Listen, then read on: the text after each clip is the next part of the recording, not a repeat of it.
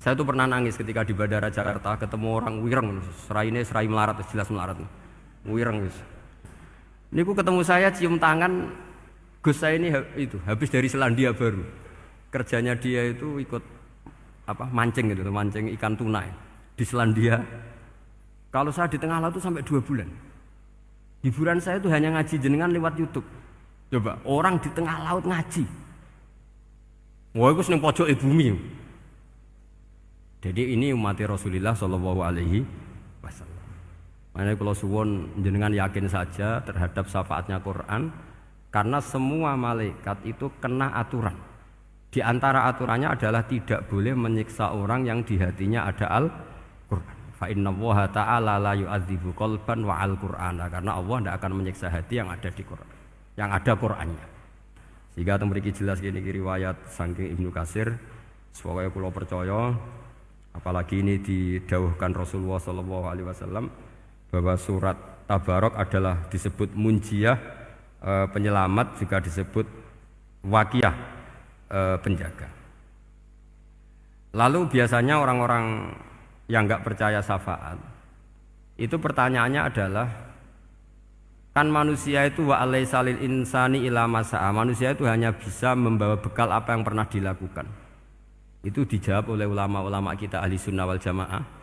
Entah perlu ditambah anahdia apa enggak tahu saya. Saya ini kata orang banyak termasuk pengurus PBNU, tapi saya itu tetap enggak pati srek. Kalau ahli sunnah saja, tidak usah ditambahi anahdia. Karena nanti malah enggak global ini, ahli sunnah kok lokal ini jadi ribet. Ya, tapi kalau kita di Indonesia ya ditambahi anahdia tidak apa-apa. Karena mau tidak mau memang dalam hal ikramus sahabah mungkin kita dengan Wahabi itu sama-sama ikramus sahabah.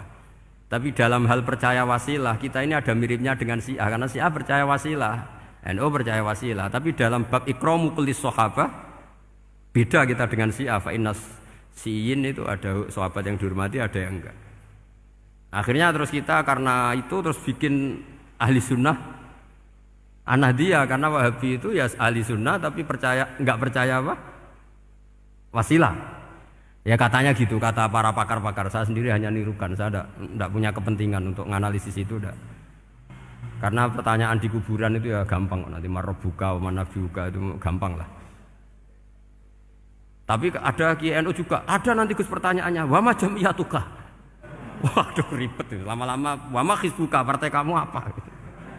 Ribet kan kalau semua orang kreasi nambahin malah ribet kan. Tapi lewat ngaji ini saya pastikan bahwa surat Tabarok itu luar biasa.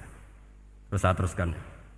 Wa qad rawat Tabrani wal Hafidz Ad-Diya al-Muqaddasi min tariqi Salam bin Sa'drusih qala Rasulullah sallallahu alaihi wasallam suratun fil Qur'ani khosomat an sahibiha hatta adkhalathul jannah. Jadi ada surat di Quran yang mati-matian membela yang hafal sampai surat itu memasukkan orang itu ke surga, yaitu Tabarakalladzi biyadihil mulk. Ini yang An Ibnu Abbas yang qala daraba ba'du ashabin Nabi sallallahu alaihi wasallam khifa'u ala qabrin wa wala yahsibu annahu qabrun. Fa idzan qabru insanin yaqra'u suratal mulki hatta khatamaha. Fa atan Nabiyya sallallahu alaihi wasallam faqala hiyal mani'ah hiyal munjiyah tunjihi min adzabil qabri. Jadi ada sahabatnya Nabi, karena kemalaman dia bikin tenda di kuburan. Dia enggak ngira kalau itu kuburan. Ternyata di situ ada orang Shahibul Qabri ini baca surat Tabarok. Baca surat Tabarok.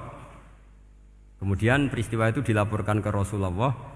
Jawabnya Nabi apa? Memang surat Tabarok itu al-mani'ah, yang bisa menghalau atau menolak azab. Terus hiyal munjiyah, memang surat Tabarok itu menyelamatkan tunjihi min adzabil qabri, akan menyelamatkan orang itu dari siksa kubur.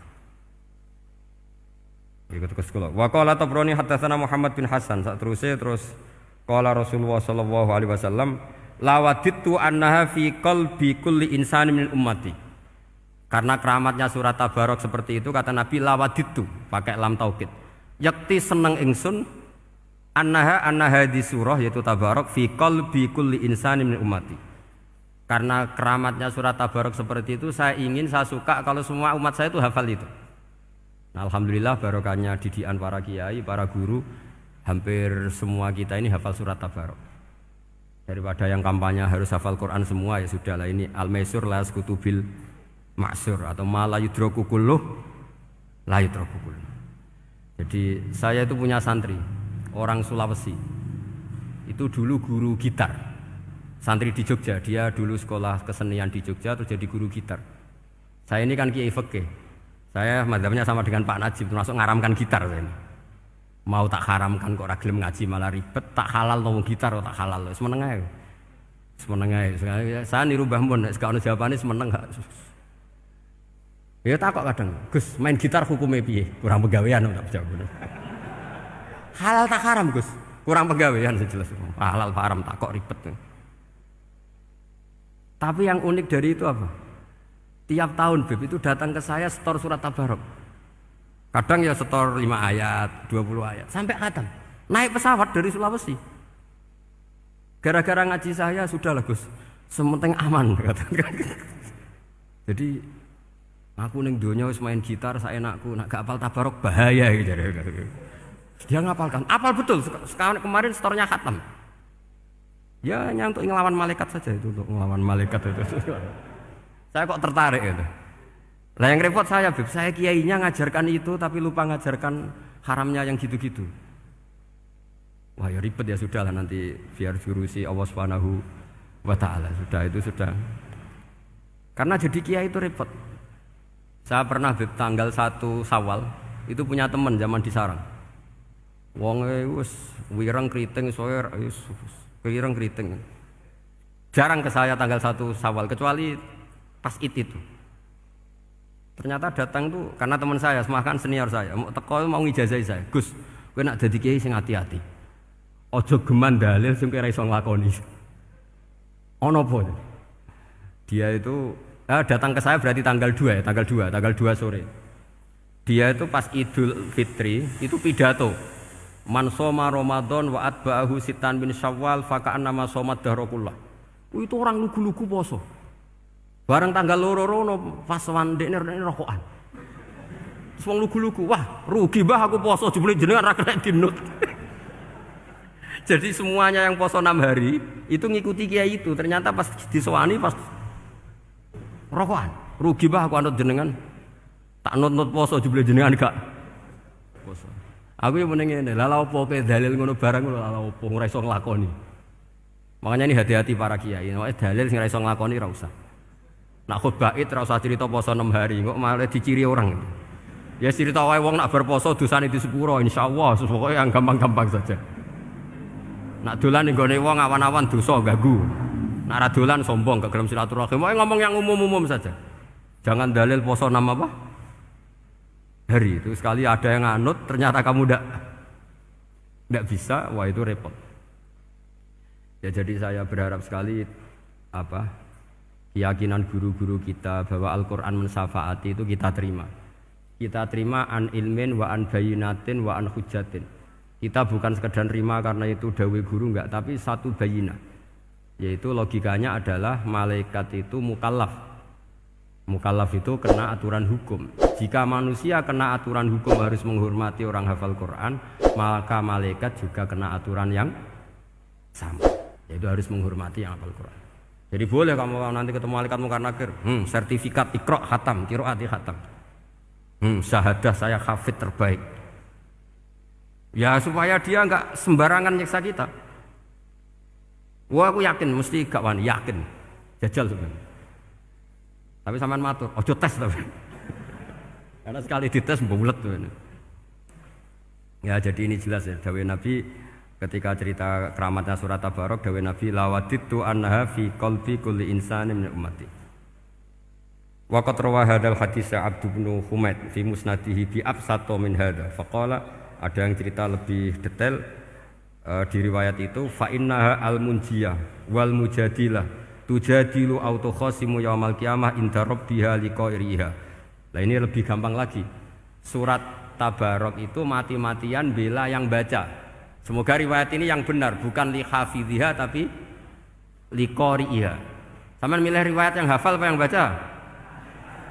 Baca apa hafal? Baca apa hafal? Korupsi kabeh, guys. Jadi ada riwayat itu tujadilu au tukhasimu yaumal qiyamah inda rabbiha liqari'iha. Bagi yang baca tidak harus hafal. Wa tatlubu lahu ayunjiyahu min adzabin nar wa yunjiya biha utawayan sahibaha min adzabil qabri. Jadi surat ini akan mati-matian bela yang membaca. Tadi kan riwayatnya hafal, jadi saya terjemah hafal terus. Akhir-akhir kok ada diskon cukup baca ya ini tak ganti karena ini demi jenengan tak cari riwayat paling gampang. Sebetulnya ini enggak etis, kayak ilmu pesanan. Ya, tapi ya sudah, memang ada riwayat apa? Liqariha. Akhirnya Nabi ya lagi-lagi menutup dawe lawaditu annaha fi qalbi kulli insani min ummati. Saya suka lawaditu itu pakai lam li taukid itu. Lawaditu annaha fi qalbi kulli insani min ummati. Tapi saya suka sekali kalau itu ada di hati semua umatku. Artinya gini, dari sekian riwayat sebetulnya itu kuat riwayat yang hafal. Karena Nabi selalu menutup dengan ngendikan saya suka kalau itu ada di hati, selalu ada di hati. Itu artinya hafal apa baca? Yo menengah sampeyan pucat kandhani kok angel temen. Hafal apa baca? Lawaditu annaha fi qalbi kulli insani min ummati. Itu hafal apa baca? Hafal. Ya berarti hafal. Ini yang hafal tabarok berapa? Semua ya? Hafal semua? Aman berarti, no?